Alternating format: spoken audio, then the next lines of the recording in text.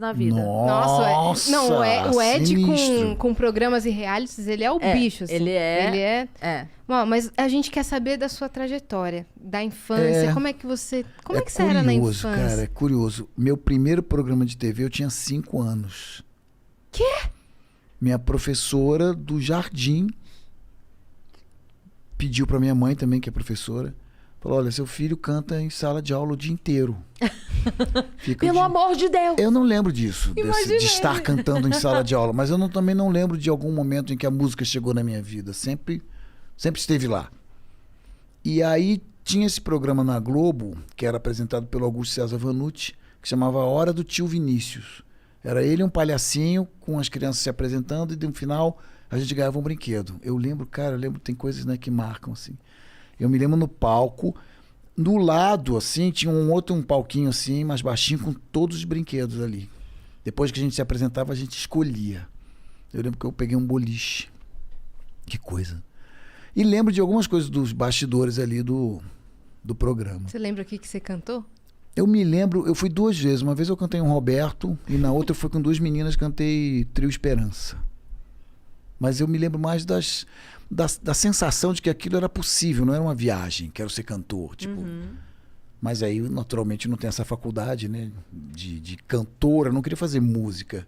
Aí eu optei pelo jornalismo e fui crítico, na hora do cafezinho. Cafezinho. E aí, logo depois, aos 9 anos, eu comecei a usar óculos, então eu fui uma criança muito tímida, assim, muito aquele cara malucão dos quadrinhos e do rock, que ficava em casa ouvindo Emerson Lake and Palmer. Você não era muito headphone. sociável? Tinha poucos amigos, todos aqueles underdogs, assim, os caras, os nerds. Eu era amigo dos nerds. Os outros Underdogs caras, é vira-lata, né? o underdog é o Subestimado. o subestimado. Então, eu curtia, os meus amigos eram caras que gostavam muito de rock ou de quadrinhos. Então a gente ficava ali trocando ideias e tal. Aí, depois, eu nasci no Rio com 10 anos. Meu pai foi transferido para Florianópolis. Florianópolis é uma delícia, um lugar maravilhoso. Depois 3 anos em Brasília, que é um lugar, cidade difícil, que ainda estava bem assim em obras no final dos anos 70. Todo aquele movimento do rock de Brasília, não tinha nada ainda naquela época. E depois São Paulo. Eu cheguei em São Paulo no momento... Quantos anos você tinha quando chegou? 14. Aí eu fiz o primeiro ano no São Bento, ali no centro, depois eu fui pro Objetivo. Eu fui tocar no FICO, né, no Festival do Objetivo, já profissional. Não tinha essa coisa. Mas aí eu passava a metade da aula ali no Objetivo, depois eu ia pro Colégio Equipe, que era ali embaixo, e onde tinha uma vida cultural incrível. O curador ali dos shows era o Serginho Groisman. Nossa. Os Titãs estudavam todos ali. Caramba! Então, assim, isso é coisa de 15, 16 anos, né? Aí, com 16 anos, eu conheci os Schiavon num ensaio de uma banda de um outro amigo meu, que se linka também com a turma do Derico e tal. Eles tinham uma banda de Deep Purple, de cover do Deep Purple. E aí, chega uma hora, assim, eu fui só assistir, assim, aquele bicão, né? Não tinha nada... Meu amigo, eles precisavam de um baterista, eu indiquei esse meu amigo, e ele era o baterista. Eu fui assistir e os caras começaram a falar sobre letras em português. E eu perguntaram a minha opinião, sabe? Tipo, o que você acha? Mas os caras brigando. Porque o guitarrista, que era o dono da banda, ele era contra. Ele achava ridículo o rock em português. Porque rock tinha que ser em inglês. Aí eu falei, olha, eu acho que, considerando que a gente mora no Brasil De e repente. se fala português, eu acho que você tem uma chance maior de se comunicar com as pessoas e tal. Os caras, tá vendo? Não sei o que é. Pum, acabou a banda. Obrigado, acabou a banda. Pô, né, que situação, saia justa. E o Schiavon era o tecladista. A gente já saiu de lá conversando e já começamos a trabalhar juntos.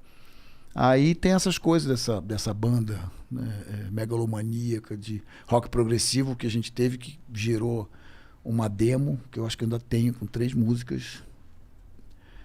E paralelamente eu tinha uma banda de bar, trilha sonora, que fazia de tudo. De Chuva, Só e Cerveja, Festa no Interior, Every Little Thing She Does Is Magic, Smoke on the Water, Satisfaction, fazia o diabo. O que pedisse a gente tirava e fazia. Caramba! Aí é bom que é a primeira, né, experiência você Sim. ter uma lata voando na sua direção, coisas que E você fazem baixista parte. ou vocalista? Baixista e vocalista. Aham. Até que, quando eu estava com uns 20 anos já na faculdade, eu estava frustrado, porque a gente viu que a gente estava há 4 anos investindo numa direção, num gênero que estava morto, que era o rock progressivo. O punk já tinha chegado e dominado o mundo, e o mundo do rock, do pop, já tinha mudado completamente de direção. Eu me lembro bem disso. A gente estava procurando um baterista, e nessas audições veio um cara e perguntou pra gente: aí, qual é o som que vocês estão fazendo? Eu falei: rock progressivo. Eu falei: vocês estão malucos, cara. Isso era 79 ou 80. Vocês são malucos, o rock progressivo morreu, cara. Porque as pessoas estão ouvindo The Clash, The Police, Sex Pistols. Não, são anos 80, Ah, tá. 79. Uhum. Eram as coisas Nirvana é 90, que ele né? ouvia, Desculpa, pessoal do rock. né? Eram as coisas que o Kurt Cobain ouvia, né? Entendi. Referências dele. Essa safra, né? De Germs, essas bandas, as bandas punk pioneiras, assim. E o rock progressivo ficou aposentado, virou dinossauro e acabou. Um gênero que não vingou. E esse cara, logo depois ele virou o primeiro baterista dos Titãs, que é o André Jung. E depois, no segundo disco, eles trocaram pelo Charles Gavan, que era baterista do Ira, que quando eles chamaram era nosso baterista. Então nós tiramos o Charles do Ira. Tipo assim, nós assediamos o batera de outra banda, ele veio com a gente. Aí nós tomamos o mesmo remédio quando o Titãs tiraram o Charles da gente. Então era uma turma, assim, né, nos anos 80, que estava fazendo rock ali. Todo mundo meio se conhecia, tinha alguma ligação de faculdade ou de amigos e tal. E aí eu fui para Londres, eu fiquei muito chateado com aquilo, não tinha anos e anos trabalhando. Foi nesse ponto que eu falei: eu vou pegar minhas credenciais aqui e eu vou trabalhar lá, ver o que acontece. Aí chegou lá, eu falei: uau, né? Foi um ano incrível, é o ano que eles chamam de segunda invasão britânica, né? A primeira foram os Beatles, os Stones, The Who, e em 83 era Bowie com Let's Dance, Duran Duran, Culture Club, Echo and the Bunnymen, Depeche Mode, Human League. Era uma loucura, né? Uma loucura. MTV, né? E nos Estados Unidos, Prince, Michael Jackson, Madonna. E eu estava na Inglaterra assistindo todas aquelas bandas, Spandau Ballet, tudo acontecendo. Uma cena muito rica. Eu vi o show do Bowie, do Let's Dance, o Serious Você viu o Spandau Moonlights. Ballet? Eu fui numa festa do Spandau Ballet comemorando primeiro lugar nos álbuns e nos singles com True. Uma festa num barco no Tamisa. Caramba! O barco ficava ali no Tamisa. Eu arrepiei. E eu era jornalista, né? Eu tinha 20 anos, mas eu tinha uma credencial, né? Recebi os discos em casa, Sim. por debaixo da porta. E fui vendo, assim, tipo, por que Londres é o epicentro da cultura pop no mundo, né? O tipo de coisas que se juntam à música. Não é só a música é muito importante, claro, mas a moda, Duran Duran, todos eram filhos de Bowie, Brian Ferry, Roxy Music, filhos do Mark Bolan, do glam rock, T-Rex. Quando eu cheguei, quando eu voltei pro Brasil, eu tava com tudo na cabeça. Falei: nossa, isso aqui...